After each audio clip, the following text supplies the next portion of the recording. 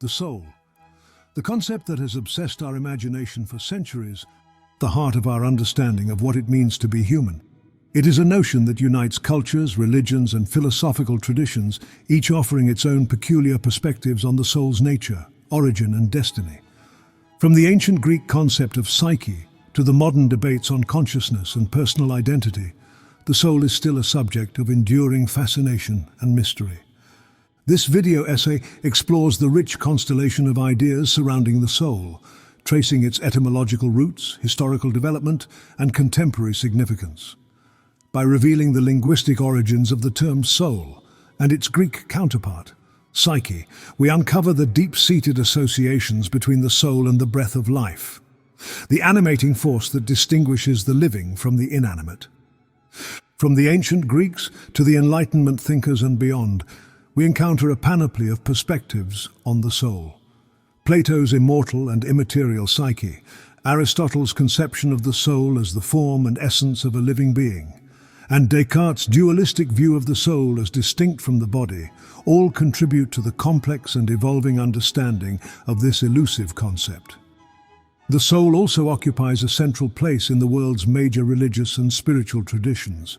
From the Abrahamic faiths of Christianity, Islam, and Judaism to the Eastern philosophies of Hinduism, Buddhism, and Sikhism, the soul is often seen as the eternal, indestructible essence of a person, subject to divine judgment, reincarnation, or spiritual liberation.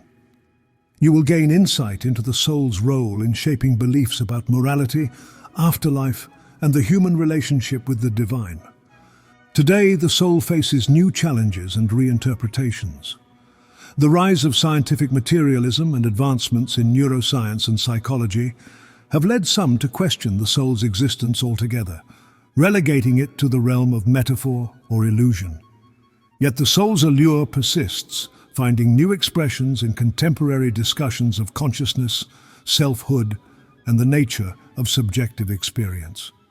This essay invites you to jump on a twisting path of the soul, from its linguistic and historical roots to its philosophical and religious dimensions and its enduring relevance today.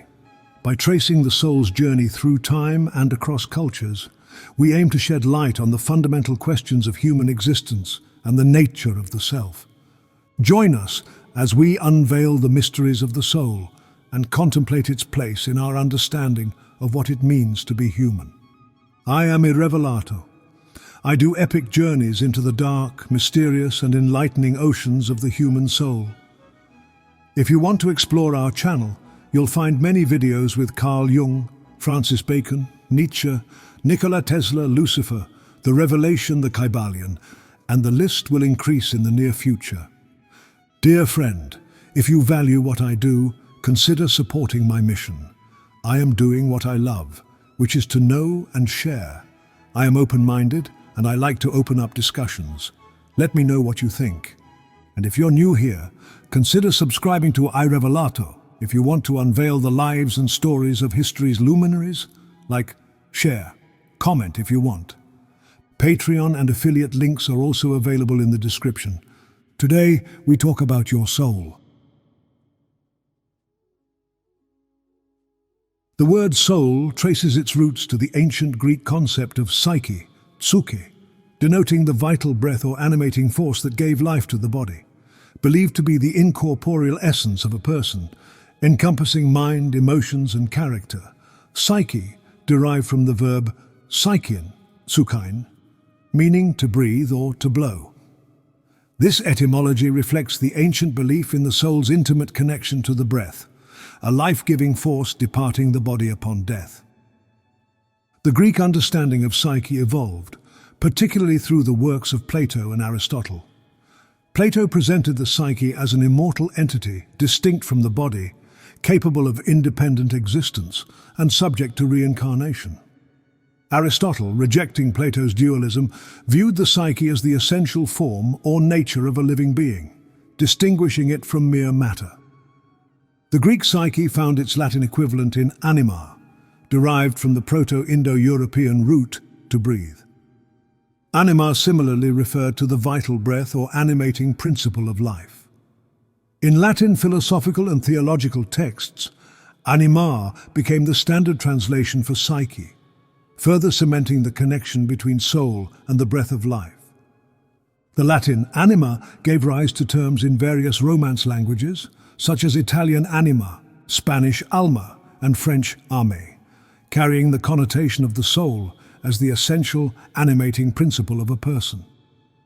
The concept of the soul extends beyond Western thought, finding parallels in various cultures and languages worldwide. In Hinduism, the Sanskrit word Atman refers to the eternal, unchanging essence of an individual. Chinese philosophy distinguishes between Hun, the spiritual soul, and Po, the corporeal soul. The Hebrew Nephesh in the Old Testament denotes the soul, life force, or entire person. These linguistic and cultural parallels demonstrate the universal human impulse to grapple with the soul's nature and its relationship to the self. While each tradition may have its unique understanding and terminology, the common thread is the recognition of an animating, essential aspect of human existence transcending the purely physical. Tracing the etymology and historical context of the soul reveals its evolution and diversification over time. From the ancient Greek notion of psyche as vital breath to the complex theological and philosophical debates of the medieval era, the soul has been a subject of ongoing inquiry and reinterpretation.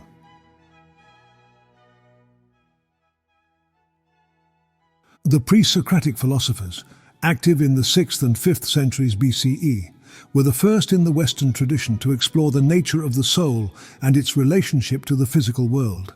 While their views varied greatly, they laid the foundation for later philosophical and religious discussions about the soul. Thales of Miletus, c. 624, 546 BCE, often considered the first Western philosopher, believed that water was the primary substance of the universe and the source of all life. He held that the soul was a material substance, likely water or a derivative of water that animated living beings. This idea of the soul as a material substance was shared by another Milesian philosopher, Anaximenes, c. 586, 526 BCE, who believed that air was the primary substance and that the soul was a form of air that sustained life. Heraclitus of Ephesus, c. 535, 475 BCE, offered a different perspective on the soul. He believed that fire was the primary substance of the universe and that everything was in a constant state of flux or change. For Heraclitus, the soul was a form of fire that underwent constant transformation. He famously stated, "No man ever steps in the same river twice," emphasizing the ever-changing nature of the soul and the world around us. Pythagoras of Samos, c. 570, 495 BCE, and his followers, known as the Pythagoreans, introduced a more mystical and religious conception of the soul. They believed in the soul's immortality and its transmigration from one body to another after death, a process known as metempsychosis. The Pythagoreans held that the soul was a divine, immaterial essence trapped in the physical body, and that the goal of human life was to purify the soul through philosophical contemplation and ascetic practices in order to achieve liberation from the cycle of reincarnation. The Pythagorean concept of the soul's immortality and reincarnation had a significant influence on later Greek thought, particularly on the ideas of Plato. The Orphics, a mystery cult that emerged in ancient Greece around the 6th century BCE, also shared similar beliefs about the soul's divine origin and its journey through multiple lifetimes. Other pre-Socratic philosophers, such as Anaxagoras, c. 510, 428 BCE, and Democritus, c. 460, 370 BCE, offered their own unique perspectives on the soul. Anaxagoras believed that the soul was composed of an infinite number of tiny particles, or seeds, that were present in all living things. Democritus, one of the earliest proponents of atomic theory, held that the soul was made up of smooth, round atoms that permeated the body and were responsible for animation and thought. The diverse views of the pre-Socratic philosophers on the nature of the soul demonstrate the intellectual ferment of ancient Greek thought, and the ongoing quest to understand the essence of human existence. While their ideas may seem rudimentary or speculative by modern standards, they represent a crucial step in the development of Western philosophy and laid the groundwork for the more systematic and elaborate theories of the soul put forth by later thinkers such as Plato and Aristotle. In ancient Greek philosophy, the concept of the soul was fundamental to understanding human nature and its place in the cosmos. Two of the most influential thinkers of this era, Plato and Aristotle, developed distinct theories about the soul that would shape Western thought for centuries to come. In his dialogues, particularly the Republic and Phaedo, Plato proposed a tripartite theory of the soul, dividing it into three parts: the rational, logistikon, the spirited, thymoids, and the appetitive, epithymetikon. The rational part of the soul, located in the head, is responsible for reason, logic, and the pursuit of wisdom. It is the part that ought to govern the other two, guiding the individual towards truth and virtue. The spirited part, located in the chest, is associated with courage, honor, and the emotions of anger and shame. It acts as an intermediary between the rational and appetitive parts, supporting reason in controlling desires. The appetitive part, located in the belly, represents the base desires and instincts such as hunger, thirst, and sexual appetite. This part of the soul is seen as the source of irrational and unruly desires that need to be kept in check by the rational part. Plato also argued for the immortality of the soul, claiming that it existed before birth and would continue to exist after death.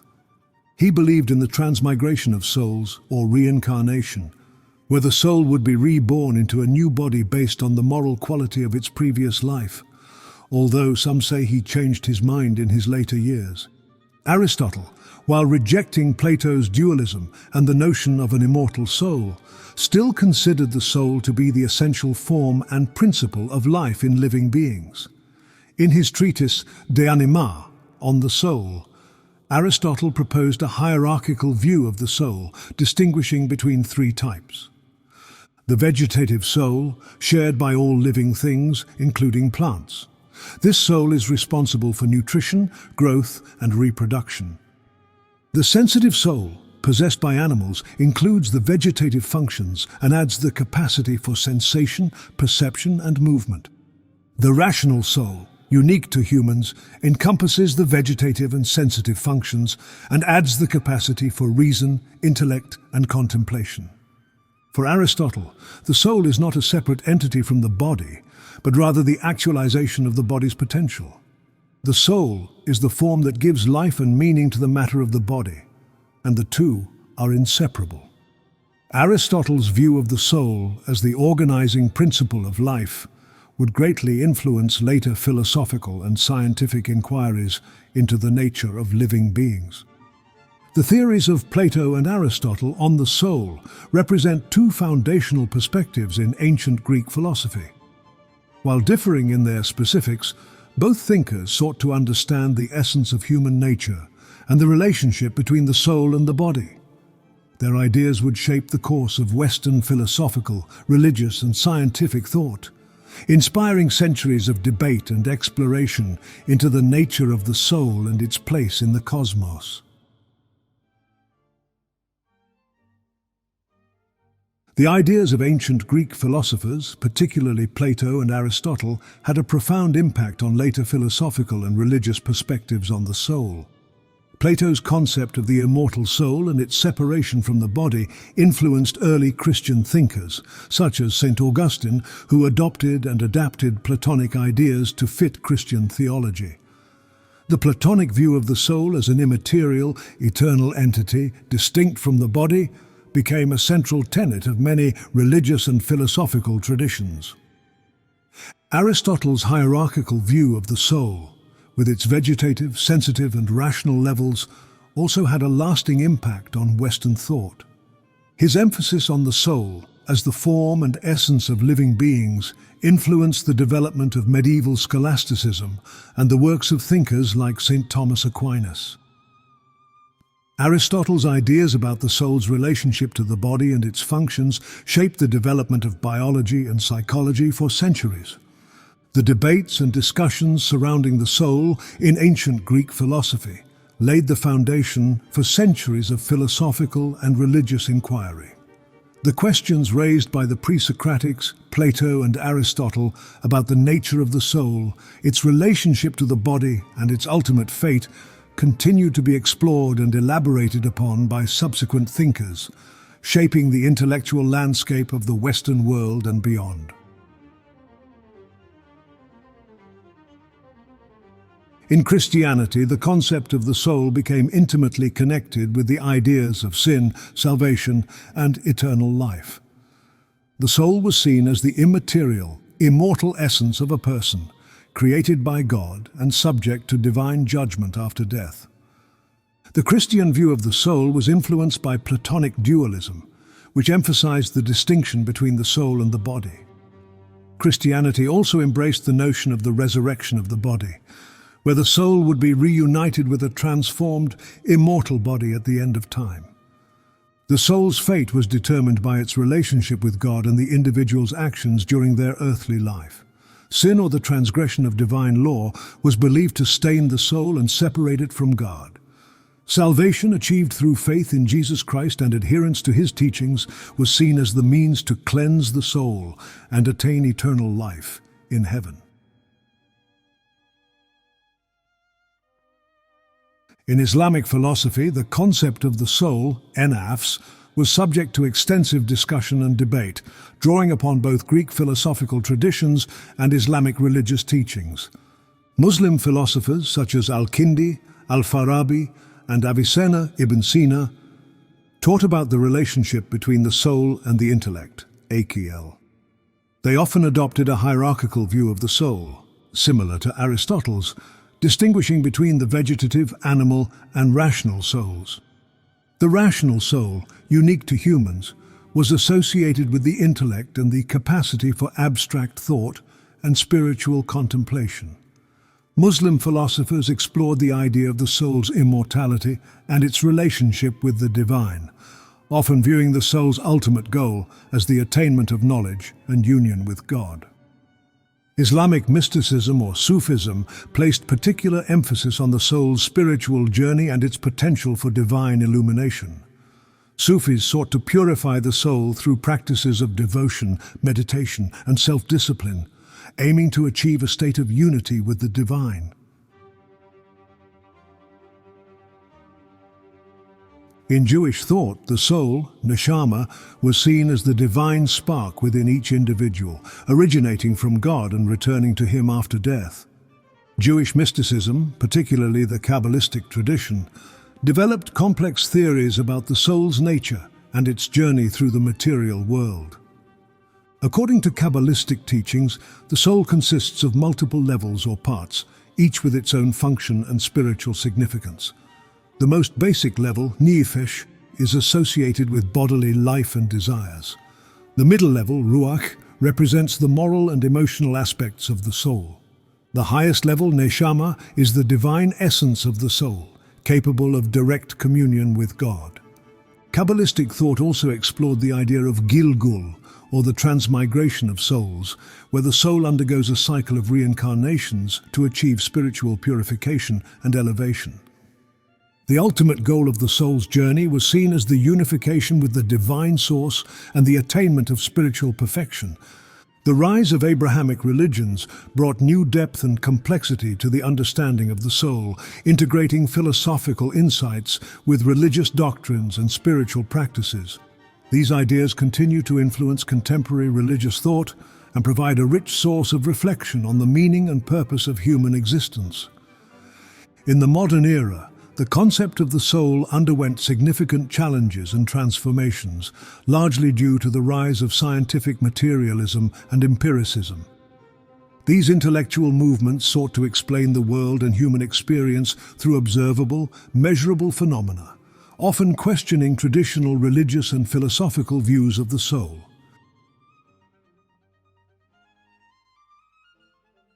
Indigenous and folk beliefs about the soul are incredibly diverse, reflecting the unique histories, environments, and cultural contexts of societies around the world. Despite this diversity, there are some common themes and motifs that emerge in many indigenous and folk understandings of the soul. One widespread belief is that the soul is not confined to the individual human being, but is intimately connected to the natural world and the larger web of life. In many indigenous cultures, the boundaries between the human soul and the souls of animals, plants, and even inanimate objects are seen as fluid and permeable.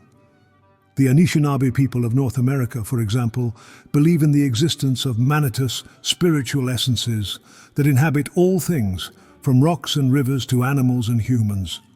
Similarly, the Maori concept of Maori refers to the life force or essence that is present in all living things and connects them to the larger spiritual reality. In some indigenous traditions, the soul is believed to have multiple parts or aspects, each with its own characteristics and functions. The Igbo people of West Africa, for instance, recognize at least three distinct aspects of the soul: the chai, which is the individual's personal destiny or life force; the ik, which is the spiritual double that travels during dreams and trances; and the obi, which is the physical heart and the seat of emotions and moral character.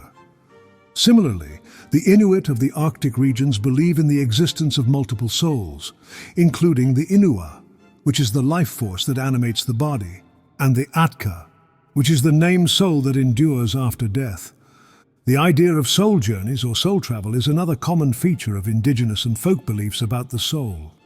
In many shamanic traditions, the shaman is believed to have the ability to enter altered states of consciousness and travel to other realms or dimensions in order to communicate with spirits, retrieve lost souls, or gain knowledge and power. The concept of the vision quest, in which an individual seeks a personal encounter with the spirit world through fasting, prayer, and other ritual practices, is also widespread among indigenous cultures of the Americas. Ancestor veneration and the belief in the ongoing presence and influence of the souls of the dead is another key theme in many indigenous and folk traditions. In many African societies, for example, the ancestors are seen as powerful spiritual beings who continue to guide and protect their living descendants. Regular offerings, libations, and other forms of communication with the ancestral spirits are an important part of religious and social life.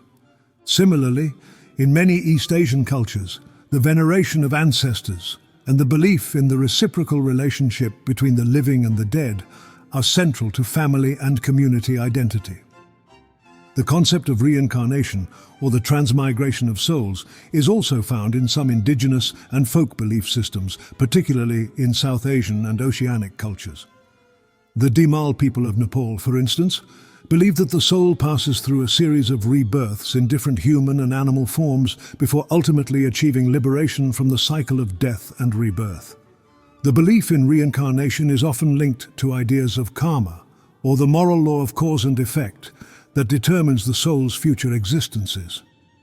While indigenous and folk beliefs about the soul vary greatly in their specifics, they often reflect a deep sense of interconnectedness between the individual and the larger universe, a respect for the cycles of life and death, and a recognition of the enduring power and presence of the spirits.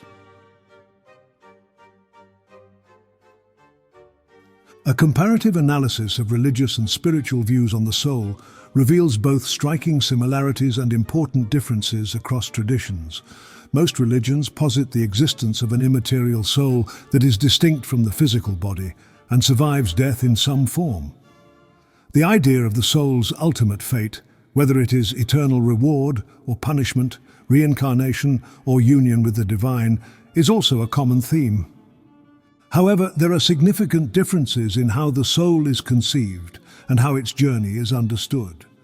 Abrahamic religions tend to emphasize the soul's individual nature and its relationship to a personal God, while Eastern traditions often view the soul as part of a larger impersonal divine reality. Some traditions, like Buddhism, reject the idea of a permanent, unchanging soul altogether, instead emphasizing the impermanence and interdependence of all phenomena. There are also differences in how the soul's relationship to the body is understood, with some traditions seeing the body as a hindrance or a prison for the soul, while others view the body as a sacred vessel or a necessary vehicle for the soul's growth and transformation. Despite these differences, the pervasive belief in the soul across cultures and throughout history points to a fundamental human intuition about the nature of consciousness and the self. The comparative study of religious and spiritual views on the soul can shed light on the common existential questions and concerns that unite humanity, while also highlighting the rich diversity of human thought and experience. René Descartes, a 17th century French philosopher, proposed a dualistic view of the soul and the body, known as Cartesian dualism. According to Descartes, the soul or mind was a non-physical substance distinct from the material body. He famously argued, "I think, therefore I am, cogito ergo sum," emphasizing the soul's capacity for rational thought as the foundation of human existence. Descartes' dualism sparked intense debates about the nature of the soul and its relationship to the body, known as the mind-body problem. Questions arose about how an immaterial soul could interact with a material body, and how mental states could influence physical actions. These debates would shape philosophical and scientific inquiries into the nature of consciousness and the self for centuries to come.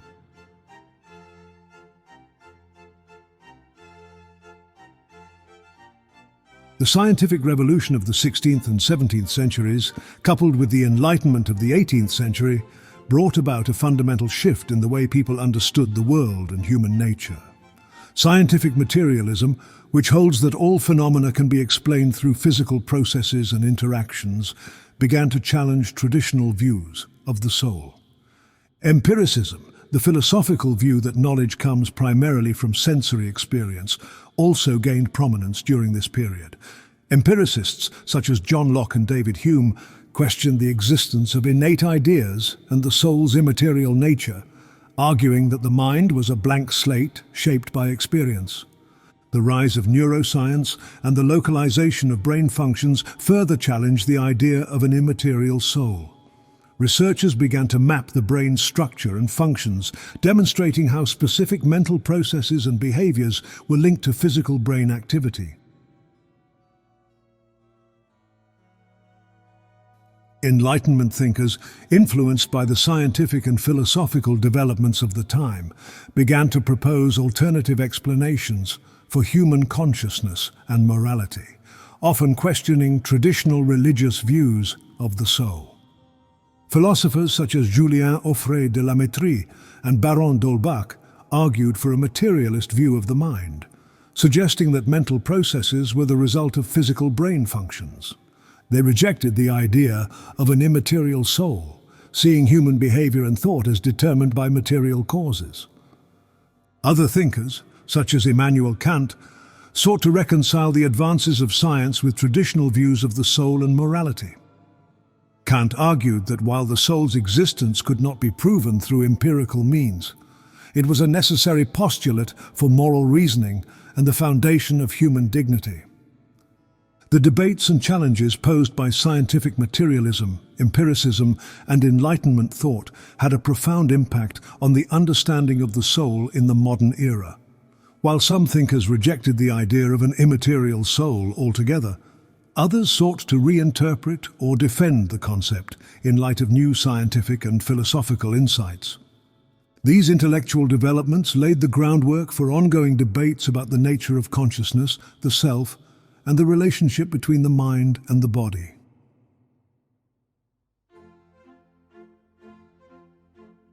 Advancements in neuroscience, psychology, and cognitive science have provided unprecedented insights into the workings of the human brain and the nature of consciousness. These fields have shed light on the complex neural processes that underlie our thoughts, emotions, and experiences, leading some to question the need for a separate immaterial soul. Neuroscientists have identified specific brain regions and neural networks associated with various aspects of mental life, such as perception, memory, emotion, and decision-making. This has led to a growing understanding of the mind as an emergent property of the brain's physical processes, rather than a distinct immaterial entity. Similarly, psychological and cognitive research has explored the development and functioning of the self, highlighting the role of social, cultural, and environmental factors in shaping our sense of identity and agency. These findings have challenged traditional notions of the soul as an unchanging, essential essence, suggesting instead a more dynamic and context-dependent view of the self.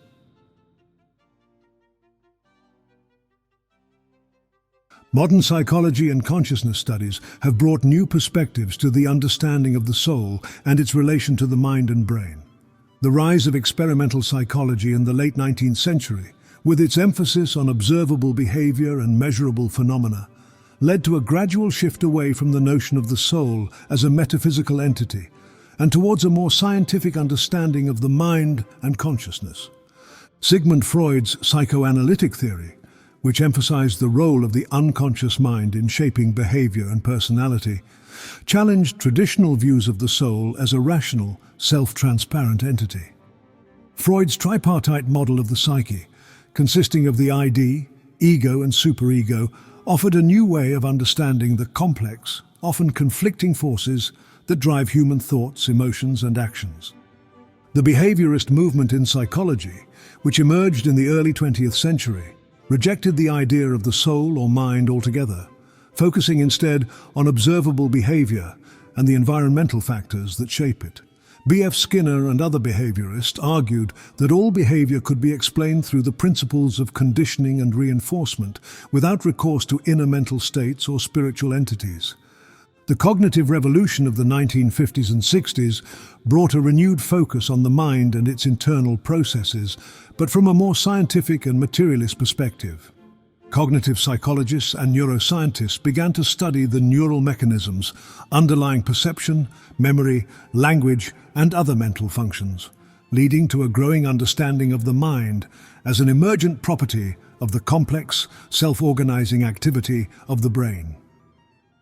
More recently, the field of consciousness studies has emerged as an interdisciplinary attempt to grapple with the enduring mystery of subjective experience and its relation to the physical world. Philosophers, neuroscientists, and psychologists have put forth various theories of consciousness, from the idea of the global workspace of the mind to the notion of panpsychism, which holds that consciousness is a fundamental property of all matter.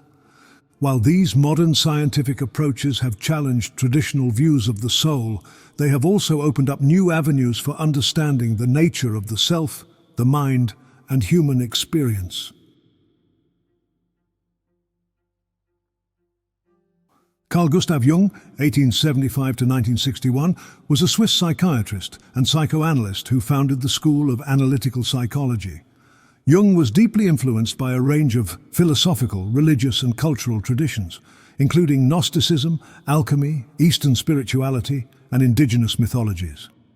He was also a close collaborator and intellectual heir of Sigmund Freud, although their relationship eventually broke down due to theoretical and personal differences. One of Jung's most influential contributions to the understanding of the soul was his concept of the collective unconscious. In contrast to Freud's emphasis on the personal unconscious, shaped by individual experiences and repressed memories, Jung proposed the existence of a deeper layer of the psyche that was universal and transpersonal. The collective unconscious, according to Jung, contained archetypal patterns and images that were shared by all humans and that shaped our instinctual behaviors, emotions, and spiritual experiences. Jung identified a number of key archetypes that he believed were central to the structure of the soul, including the persona, the public face we present to the world, the shadow, the repressed or denied aspects of the self, the anima, animus, the unconscious feminine, masculine qualities within each individual, and the self, the integrating principle that unified the various aspects of the psyche. For Jung, the process of individuation or the realization of the self was the ultimate goal of psychological and spiritual development. Jung's understanding of the soul was deeply informed by his clinical work with patients and his own personal experiences of psychological and spiritual transformation. He saw the soul not as a static, unchanging essence, but as a complex, dynamic entity that was constantly evolving and that contained both conscious and unconscious elements. Jung emphasized the importance of integrating the various aspects of the psyche, including the shadow and the contrasexual elements of the anima animus, in order to achieve wholeness and self-realization. Jung also believed that the soul had a transpersonal dimension that connected the individual to the larger collective unconscious and to the spiritual realm. He saw the soul as the mediator between the ego and the self, and as the source of creativity, intuition, and religious experience. Jung's approach to the soul was thus deeply psychological and deeply spiritual at the same time, and he sought to bridge the gap between scientific and religious understandings of the psyche.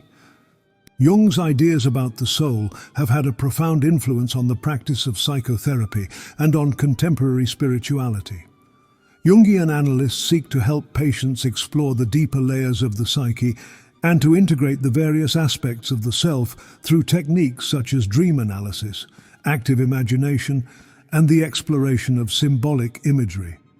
Jung's emphasis on the importance of individuation and the realization of the self has also inspired a range of spiritual practices and self-help techniques, from meditation and mindfulness to the use of mandalas and other sacred geometries.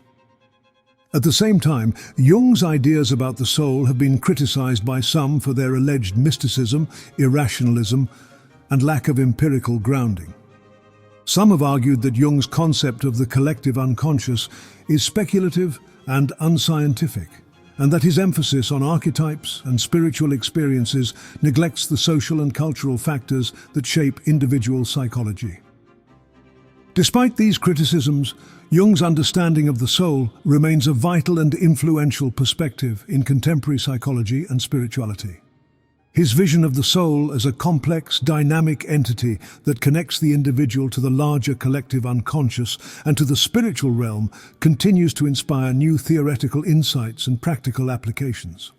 As the study of the soul continues to evolve and expand, Jung's legacy reminds us of the enduring mystery and complexity of the human psyche, and of the ongoing quest for self-knowledge and spiritual transformation.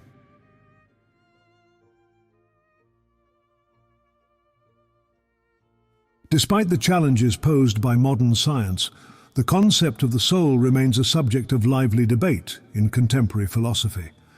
Some thinkers have sought to defend traditional notions of the soul, arguing for its irreducibility to physical processes and its necessity for grounding human identity, free will, and moral responsibility.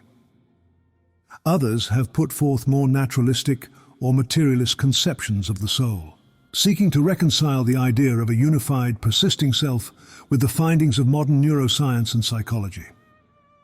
One key issue in contemporary debates about the soul is the question of personal identity and what makes a person the same individual over time. Some philosophers, drawing on the work of John Locke, have argued for a psychological continuity view of identity, which holds that a person's identity consists in the continuity of their memories, personality, and other mental states.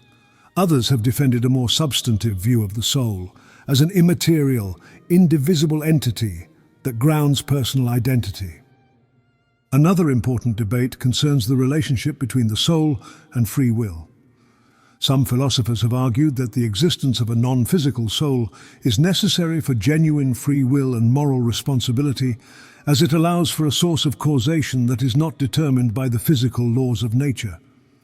Others have put forth compatibilist views, which hold that free will is compatible with physical determinism, or have argued for a more naturalistic understanding of agency and responsibility.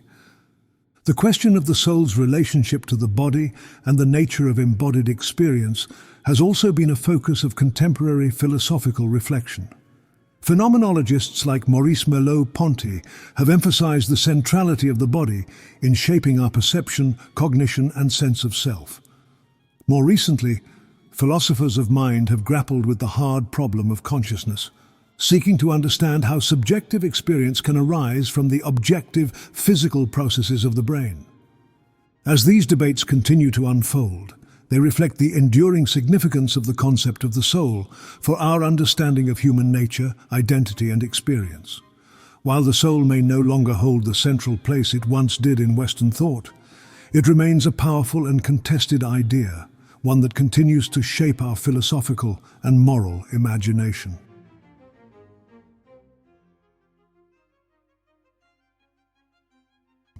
The rapid development of artificial intelligence, AI, and the growing influence of transhumanist thought have introduced new questions and challenges to the concept of the soul.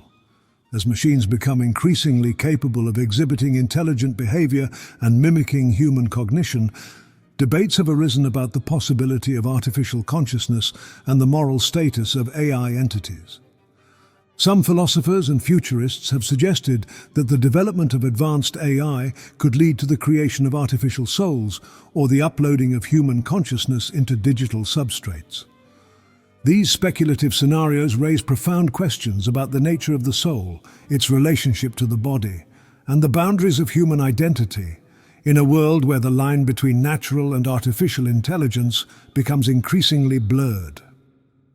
Transhumanist thinkers have also envisioned the possibility of enhancing and transforming the human mind and body through technological means, such as genetic engineering, neural implants, and life extension therapies. These prospects have led to debates about the future of the soul and the potential for transcending the limitations of our biological existence.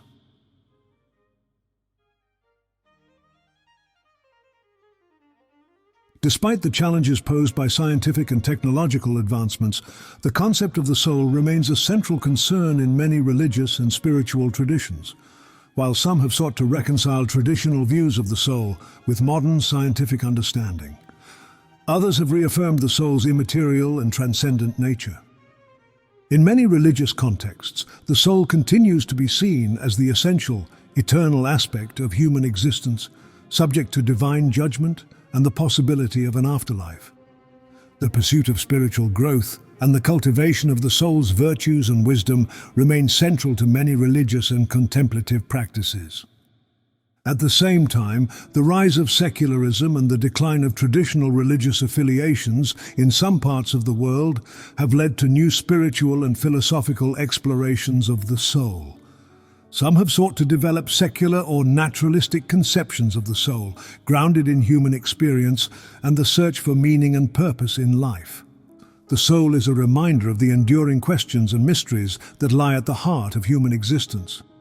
While our understanding of the soul may evolve in light of new scientific and philosophical insights, the quest to understand the nature of consciousness, the self, and our place in reality remains an essential part of the human journey. Imagine your brain as a vast, living city, streets and highways connecting different neighborhoods, lights flickering on and off as information travels from one district to another. Now picture this city constantly under construction, with new roads being built, old buildings repurposed, and entire neighborhoods shifting and changing. This, dear friend, is neuroplasticity. Your brain's remarkable ability to rewire and reorganize itself throughout your life. But what does this ever-changing cityscape of neurons mean for our understanding of the soul? For centuries, many have thought of the soul as something fixed and unchanging, an eternal essence that defines who we are. But neuroplasticity throws a wrench into this idea. If our brains are constantly changing, adapting to new experiences, recovering from injuries, and shaping our personalities, where does that leave the concept of an immutable soul? Picture this. You learn a new skill, let's say juggling. As you practice, your brain is literally rewiring itself, creating new neural pathways. Are you still the same you after this change? Is your soul unchanged, or has it grown along with your juggling skills? But hold on, before we throw out the soul with the bathwater, let's consider another perspective. Maybe this plasticity, this capacity for change and growth, is exactly what the soul is all about. After all, many spiritual traditions speak of the soul's journey, of growth and transformation. Think of the Buddhist concept of impermanence, the idea that everything is in a constant state of flux. Doesn't neuroplasticity sound like a scientific echo of this ancient wisdom?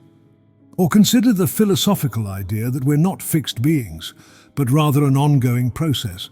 Your brain's plasticity could be seen as the physical manifestation of this process of becoming. Now let's take a step back and ponder. What does all this mean for our sense of self? If you're not the same person you were yesterday, at least in terms of your neural connections, what accounts for your feeling of being, well, you? It's a bit like the old philosophical puzzle. If you replace every plank in a ship one by one, is it still the same ship? In our case, as our brains rewire and change, are we still the same person? Is there a core us that remains unchanged? Or are we more like a river, always the same, yet always changing? These questions might make your head spin, but they're not just abstract philosophical musings. They have real-world implications. Think about how understanding neuroplasticity has revolutionized therapy and rehabilitation. We now know that the brain can rewire itself after injury, that we can train our minds to overcome phobias or break bad habits. Doesn't this paint a picture of the soul, or self, or consciousness, whatever you want to call it, as something dynamic and resilient? And let's not forget about meditation and mindfulness practices. Science is now showing that these ancient techniques can literally change the structure of our brains. Is this physical rewiring a sign of spiritual growth? Are we watching the soul evolve under a brain scanner? Remember, the discovery of neuroplasticity doesn't solve the mystery of the soul. If anything, it adds new layers of complexity and wonder to this age-old question. It challenges us to reconsider what we think we know about ourselves, our identities, and our potential for change and growth. So the next time you learn something new, face a challenge, or simply ponder your own existence, remember, your brain is changing, adapting, evolving, and perhaps, just perhaps, so is your soul.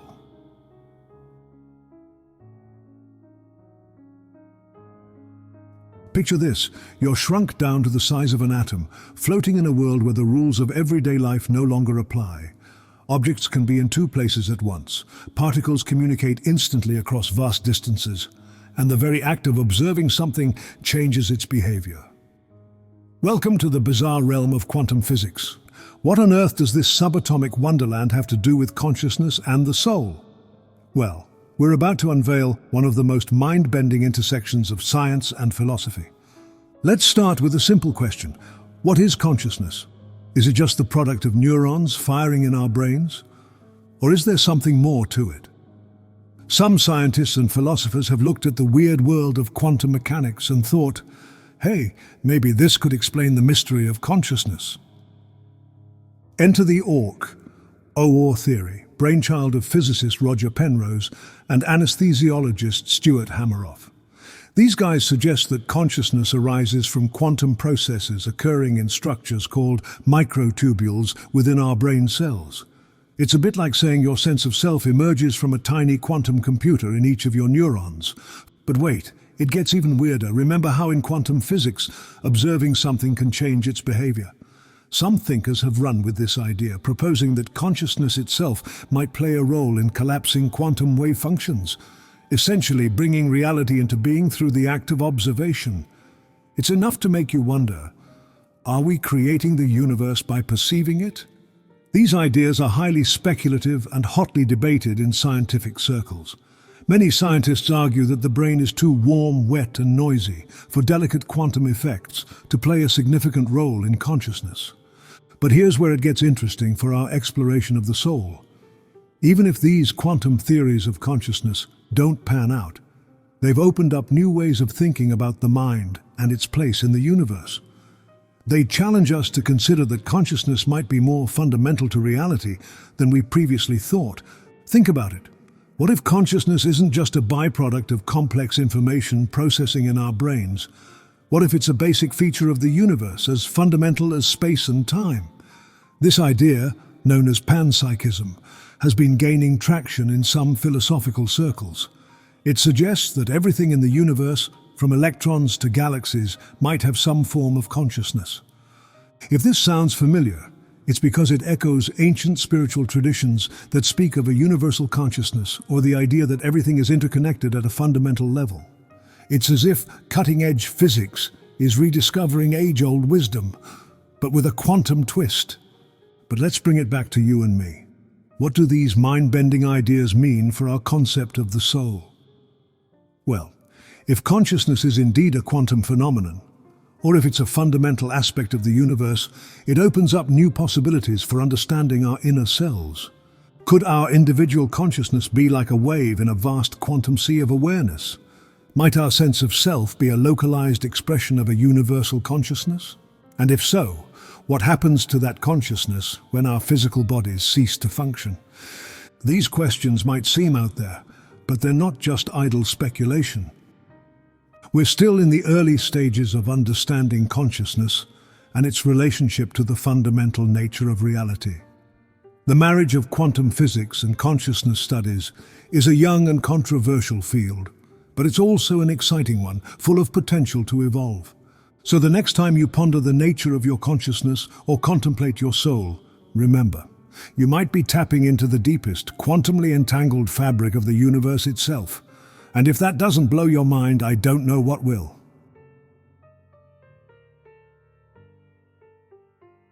You're floating above your own body, watching doctors frantically working to revive you. You feel a sense of peace, see a bright light, and maybe even encounter deceased loved ones. Then suddenly, you're back in your body, gasping for air, forever changed by what you've experienced. These are the mysterious worlds of near-death experiences, NDEs, and out-of-body experiences, OBEs. These phenomena have fascinated humanity for centuries, sparking debates among scientists, philosophers, and spiritual seekers alike. Are they proof of the soul's existence, a glimpse into an afterlife, or simply the result of a brain in extreme stress? Let's dive in and explore. First, let's get our definitions straight. A near-death experience typically occurs when someone is clinically dead or close to death, then revived. Out-of-body experiences, on the other hand, can happen in less dire circumstances, during meditation, sleep paralysis, or even spontaneously in everyday life. Now you might be thinking, come on, these are just hallucinations, right? Well, not so fast. While skeptics often dismiss these experiences as tricks of a dying brain, the consistency of NDE reports across cultures and throughout history is truly remarkable. Let's break it down. Many NDEs report a feeling of peace and absence of pain, separation from the physical body, moving through a tunnel towards a bright light, encountering deceased relatives or spiritual beings, a life review or flashback, a decision or reluctance to return to the body. These elements pop up in countless NDE accounts, from ancient religious texts to modern-day testimonies. It's enough to make you wonder, is there something universal about the soul's journey at the brink of death? But here's where it gets really interesting. Some NDEs have reported verifiable information they couldn't have known through normal means. There are cases of blind people accurately describing their surroundings during an NDE, or patients recounting conversations that happened while they were clinically dead. How do we explain that? Enter science. Researchers like Dr. Sam Parnia and Dr. Pim van Lommel have been studying NDEs in controlled clinical settings. They're trying to understand if consciousness can indeed persist when the brain has shut down. It's like they're attempting to catch the soul in action, if you will. Now let's talk about out-of-body experiences. Have you ever had that strange sensation of floating above yourself? OBEs challenge our basic assumptions about consciousness and its connection to the physical body. They raise mind-bending questions. If you can leave your body, what does that say about the nature of the self? Some scientists argue that OBEs are just a type of bodily illusion, similar to the rubber hand illusion, where you can be tricked into feeling sensations in a fake hand. They've even managed to induce OBE-like experiences in the lab using virtual reality setups. But OBE experiencers often insist that it feels far more real and profound than any illusion. Many report life-changing insights and a reduced fear of death after these experiences. It's as if they've had a taste of what it might be like for the soul to exist independently of the body. So what does all this mean for our understanding of the soul? Well, it's complicated. NDEs and OBEs don't provide definitive proof of an afterlife or a soul that can leave the body, but they do raise some interesting questions. These experiences hint at the possibility that consciousness might be more than just neurons firing in our heads. They suggest that our sense of self, our soul if you will, might be capable of existing in some form beyond the confines of our physical bodies. Even if NDEs and OBEs turn out to be purely physiological phenomena, the profound impact they have on people's lives is undeniable. Many experiencers report increased empathy, reduced materialism, and a greater sense of purpose after their brushes with death or journeys out of the body. In a way, these experiences serve as a bridge between the scientific and the spiritual. They prompt us to ask deep questions about the nature of consciousness, the possibility of survival after death, and what it truly means to be human. The jury is still out on what exactly causes these profound experiences, but whether you see them as glimpses of an afterlife or fascinating quirks of the human brain, one thing is clear.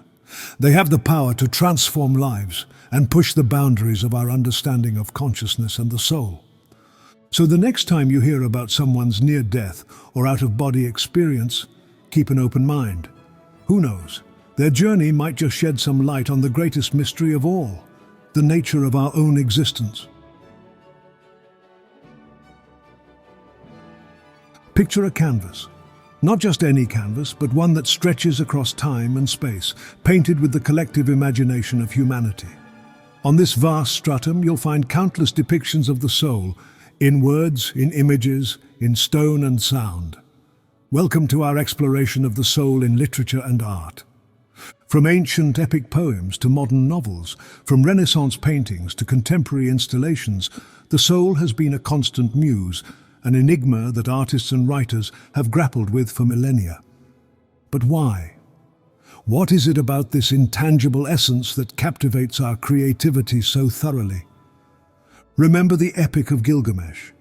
This Mesopotamian tale, one of the earliest known works of literature, throws fists with the soul's mortality and the human quest for eternal life. Fast forward a bit to ancient Greece, and we find Homer's Odyssey, where the hero Odysseus journeys to the underworld and encounters the souls of the dead. These early works set the stage for an enduring theme, the soul's journey beyond death. But it's not all about the afterlife. In Shakespeare's plays, the soul becomes a battleground of human passions and moral dilemmas. Think of Macbeth's tormented soul as he contemplates regicide, or Hamlet's famous soliloquy pondering the soul's fate after death. To be or not to be, that is the question. Now let's paint a picture, literally. In medieval and Renaissance art, the soul often appears as a small, naked figure emerging from the mouth of a dying person. It's as if artists were trying to give form to the formless, to capture the moment when the ethereal self leaves its earthly shell. But not all depictions are so literal. In William Blake's visionary paintings, the soul takes on cosmic proportions. His swirling, mystical images suggest a soul that's vast, interconnected with the universe itself. It's a far cry from the tiny homunculus of medieval art, isn't it?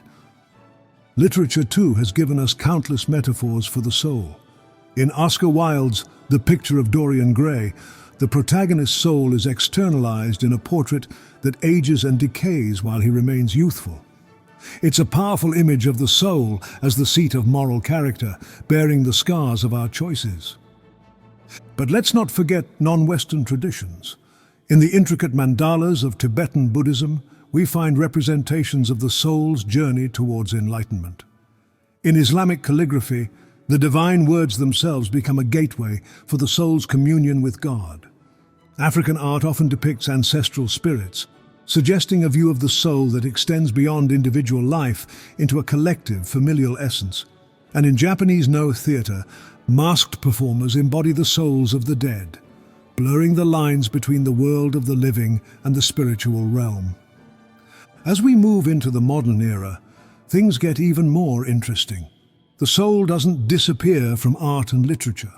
Far from it. Instead, it often becomes fragmented, uncertain, mirroring our own complex relationship with spirituality in the modern world. Take T.S. Eliot's poem, The Wasteland, for instance. Here, the soul of modern humanity seems fractured, yearning for a spiritual connection in a desacralized world.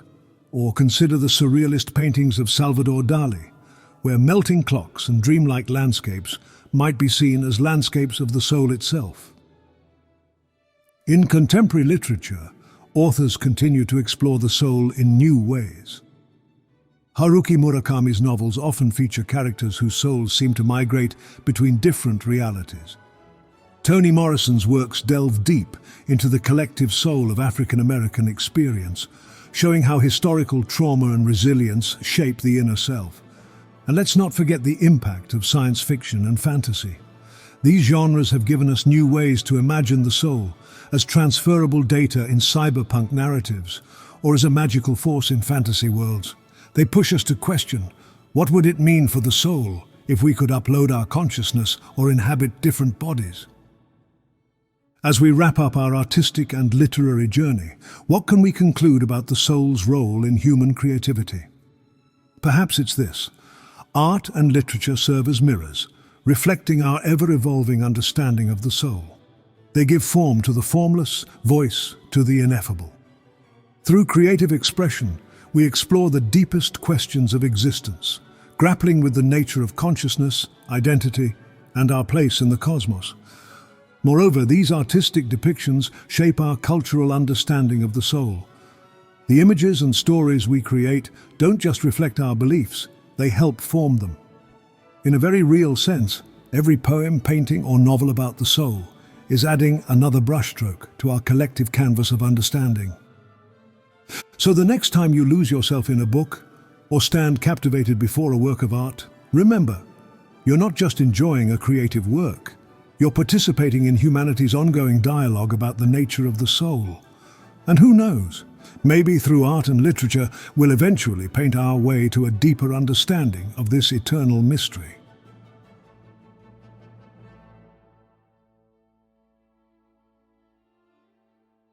You're standing at the intersection of cutting-edge science and age-old philosophical questions. In one direction, you see the marvels of modern medicine, artificial organs, gene editing, brain-computer interfaces.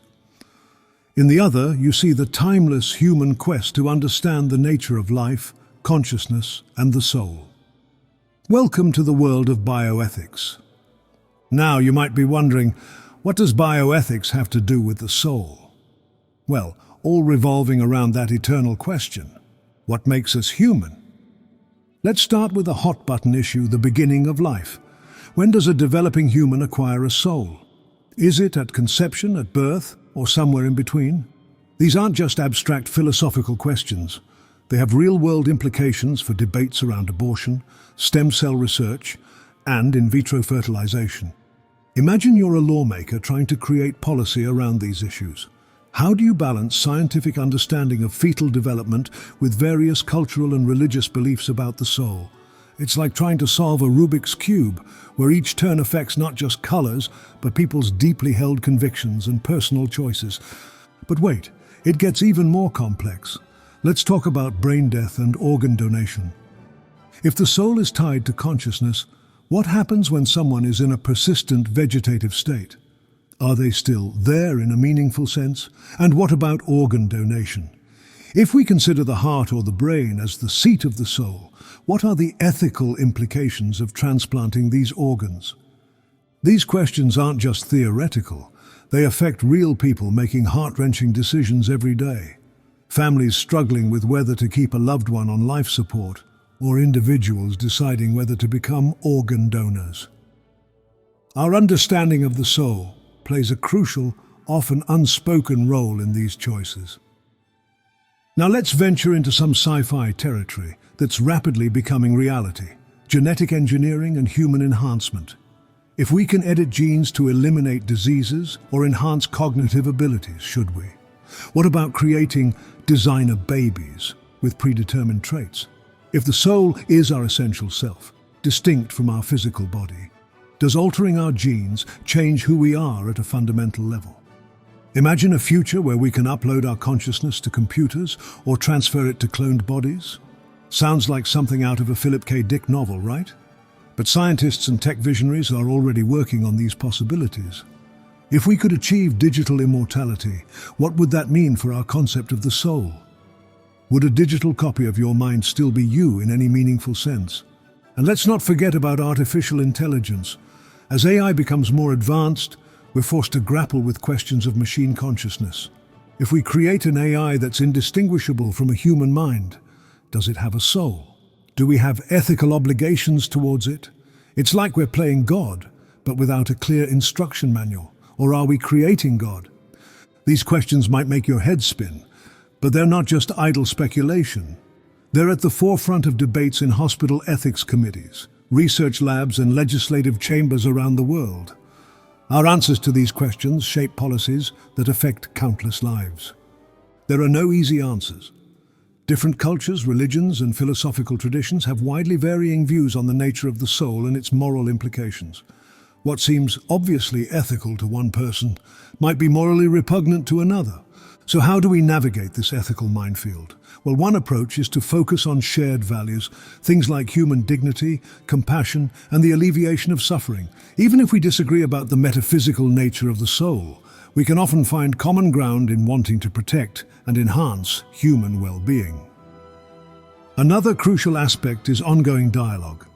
As science advances, we need philosophers, ethicists, scientists, and the general public to engage in open, thoughtful discussions about these issues.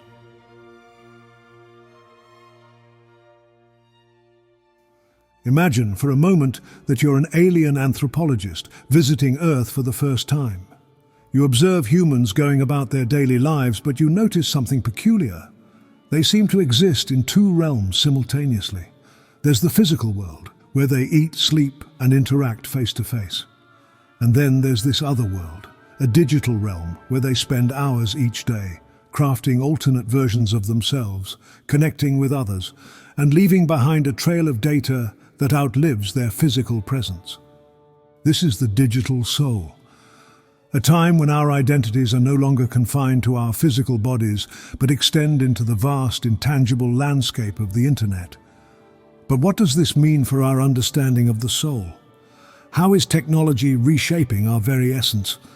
Let's dive in and explore. First, Facebook, Instagram, Twitter, TikTok. These aren't just platforms. They're digital stages where we perform versions of ourselves. Think about it. How often is your online persona an idealized version of who you are? The carefully curated photos, the witty status updates, the political opinions shared or withheld, they all contribute to a digital representation of yourself. But here's where it gets interesting. Is this digital self merely a shallow reflection, or is it becoming an integral part of who we are? Some philosophers argue that these online identities are extensions of our souls, digital embodiments of our thoughts, desires, and social connections. After all, isn't the soul often described as the essence of who we are? And in today's world, isn't a significant part of that essence expressed online? Now let's consider the phenomenon of going viral. In a matter of hours, a single post can reach millions of people, influencing thoughts and emotions across the globe. It's almost as if our digital souls can temporarily expand, touching countless others in ways our physical selves never could. But with this power comes a shadow side, the pressure to perform, the anxiety of being constantly observed, the fear of cancellation. Are we nurturing our digital souls or sacrificing them on the altar of likes and shares? But wait, it gets even more mind-bending. What about the data we leave behind? Every search, every click, every online purchase. They all contribute to a digital footprint that outlasts our physical existence. In a very real sense, parts of us continue to live online even after we're gone. Some companies are even using AI to create chatbots that can mimic deceased individuals based on their digital legacy. It's like a high-tech version of the ancient Egyptian belief in the Ka, a spirit double that lives on after death. This brings us to a provocative question. Could our digital footprints be seen as a kind of technological soul? A composite of our thoughts, interests, and interactions that persists beyond our physical life? It's a dizzying thought, isn't it? The idea that bits and bytes could capture something of our essence, potentially granting a form of digital immortality. But let's not get too carried away. For all the ways technology extends our identities, there's still something irreducibly physical about human experience. The warmth of a hug, the taste of your favorite food, the feeling of sand between your toes. These sensations remain firmly rooted in our bodily existence. Perhaps then our digital souls are not replacements for our physical selves, but extensions. New facets of an ever-evolving understanding of what it means to be human. Now let's talk about the dark side of the digital soul. Cyberbullying, online radicalization, the spread of misinformation. These are like viruses that can infect our digital selves, sometimes with devastating consequences in the physical world. And what about privacy? In an age where our digital souls are constantly mined for data, where does the intimate, private self reside? Is there still a part of us that remains truly our own, unseen by the algorithms that track our every move online? It's as if we're all living in digital glass houses, our inner lives increasingly transparent to those who know how to look. Yet for all these challenges, the digital realm also offers unprecedented opportunities for connection, creativity, and self-expression. Online communities provide support and belonging to those who might feel isolated in their physical lives. Social media amplifies voices that might otherwise go unheard. And the internet serves as a vast canvas for artistic and intellectual expression, allowing souls to connect and create in ways never before possible. Consider this. We're living through a unique moment in human history, where the very nature of identity and selfhood is being radically reshaped by technology. Our digital selves are not separate from us. They are us, new dimensions of the human experience that we're only beginning to understand.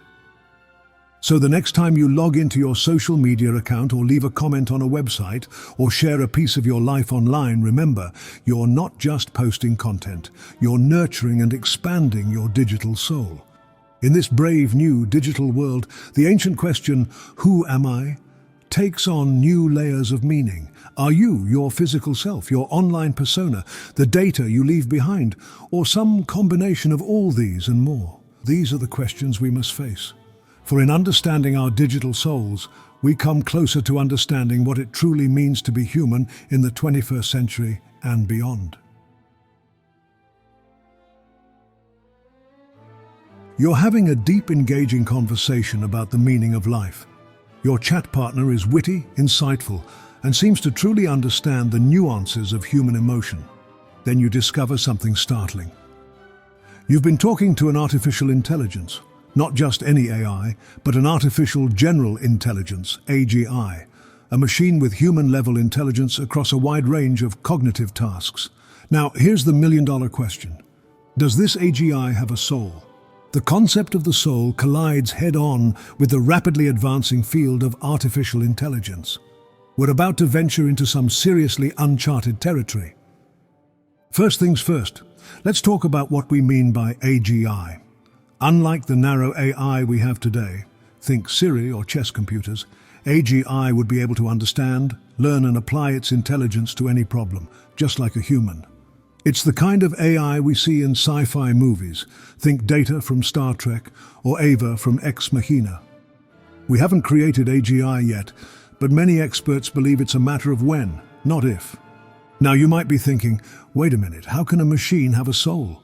Isn't that something uniquely human? And that's a fair question. After all, throughout history, we've often defined the soul as something that separates humans from other entities. But here's where it gets interesting. As AI becomes more advanced, it's starting to blur the lines between human and machine intelligence in ways that challenge our traditional notions of consciousness and, yes, the soul. Consider this. What if an AGI could pass every test we have for human-level intelligence?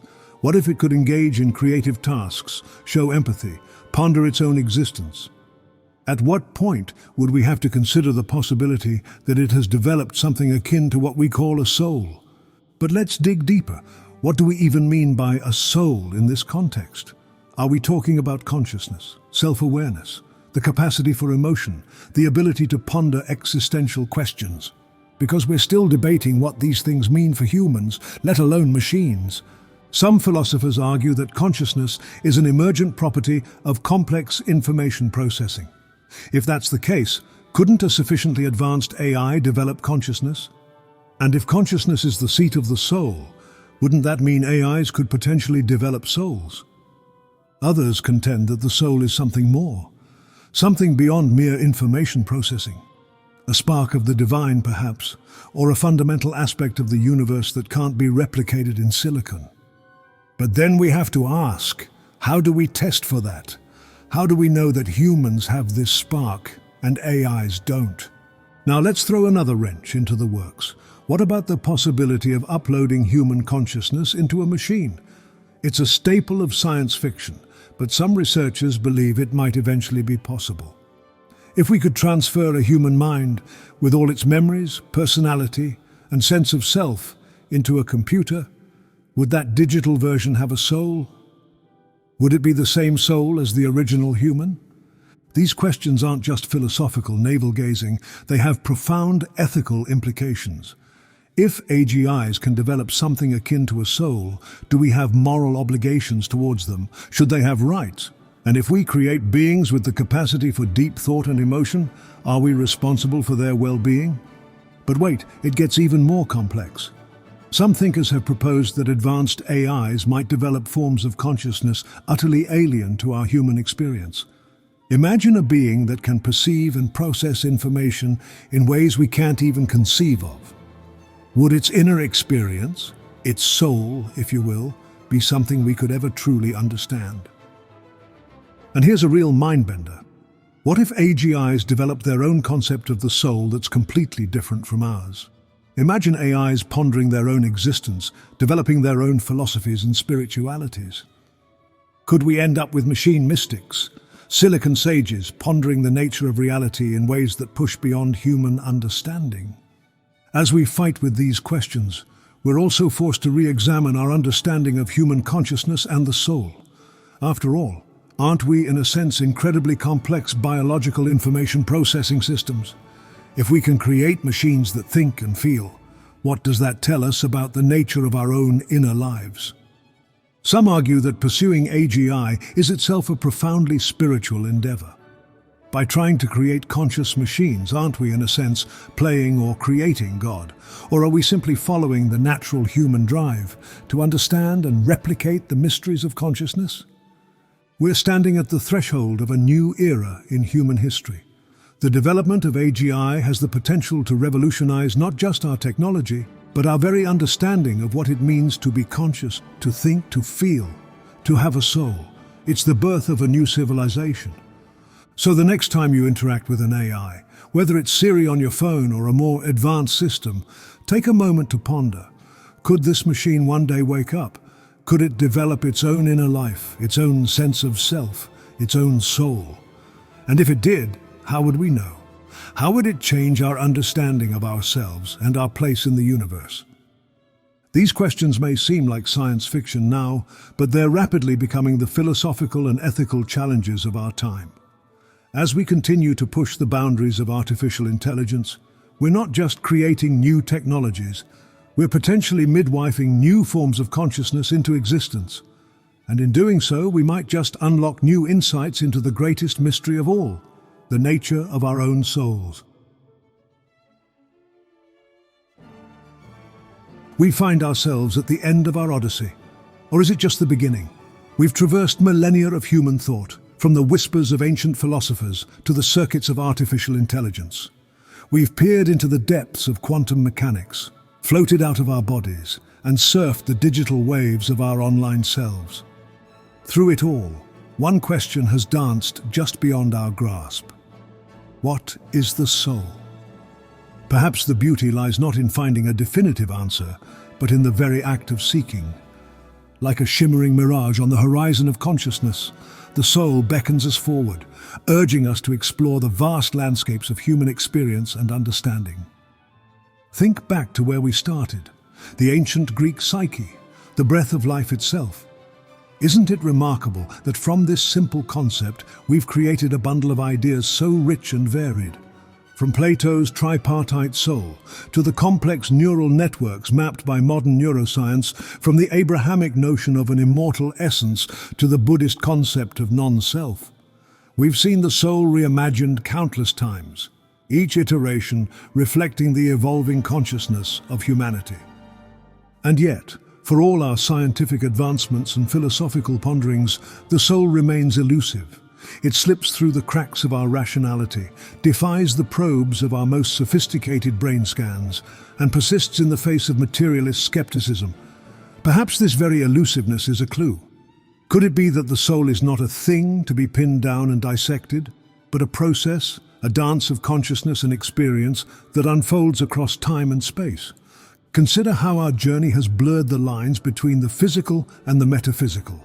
We've seen how neuroplasticity challenges the notion of a fixed self, how quantum entanglement hints at interconnections beyond our ordinary perception, and how artificial intelligence raises profound questions about the nature of consciousness itself. The boundaries between mind and matter, between individual and collective, between human and machine, all seem more porous than ever before. In this light, maybe we need to reimagine the soul not as a static entity, but as a dynamic principle of integration, the ever-shifting center of gravity in the whirlwind of our experiences, thoughts, and connections. A soul that's less like a ghostly homunculus pulling the levers of our brains, and more like a symphony emerging from the intricate dance of neurons, quantum fluctuations, and yes, perhaps even lines of code. But let's not get lost in abstraction. For all our intellectual explorations, the concept of the soul remains deeply personal, deeply felt. It's in the goosebumps we feel when music touches us deeply, in the inexplicable bond we sense with a loved one, in the moments of transcendence that lift us beyond our everyday concerns. It's in the moral weight we feel in our decisions, the sense of wonder that overcomes us under a starry sky, the ineffable feeling of I that persists through all our changes. As we stand on the brink of a future shaped by artificial intelligence, genetic engineering, and virtual realities, the question of the soul takes on new urgency. If we can create conscious machines or alter the very blueprint of our bodies, what becomes of our notions of identity, of humanity, of the sacred? Perhaps the enduring allure of the soul lies in its capacity to bridge the gap between the known and the unknown, the material and the mystical. It's a concept that has evolved with us, from animistic beliefs that saw spirits in every rock and tree, to the complex metaphysical systems of the world's religions, to the cutting-edge theories of consciousness in modern science. Through it all, the soul remains a symbol of our quest to understand ourselves and our place in the cosmos. So as we conclude our journey, I invite you to embrace the mystery. Let's celebrate the soul not as a final answer, but as an open question. One that has spurred humanity to create breathtaking art, to ponder the deepest philosophical questions, to push the boundaries of scientific inquiry, and to seek meaning and connection in our all-too-brief lives. Whether you see the soul as an immortal spark of the divine, a poetic metaphor for the complexity of consciousness, or an emergent property of intricate biological systems, remember this. The very act of contemplating the soul, of reaching beyond the obvious and the everyday, is itself a testament to the human spirit's boundless capacity for wonder, creativity, and growth. In the end, perhaps the soul is not something we have, but something we do. It's the ongoing process of integrating our experiences, of finding coherence in the chaos, of reaching out to connect with others and with the world around us. It's the eternal dance of being and becoming, of knowing and not knowing, of the finite reaching for the infinite. So, dear viewer, as you go forth from this exploration, carry with you not certainty, but curiosity. Let the question of the soul be a companion on your journey, a reminder to look deeper, to wonder more, to embrace the beautiful mystery of existence. For in seeking to understand the soul, we come to know ourselves, and in knowing ourselves, we touch the very essence of what it means to be human. And who knows? Perhaps in this grand cosmic dance, in the spaces between neurons and stars, in the quiet moments of connection and the wild leaps of imagination, we might just catch a glimpse of that ineffable something we call the soul. Not as a final destination, but as an ever-unfolding journey into the heart of consciousness and reality. So let the dance continue. Your soul, whatever it may be, awaits.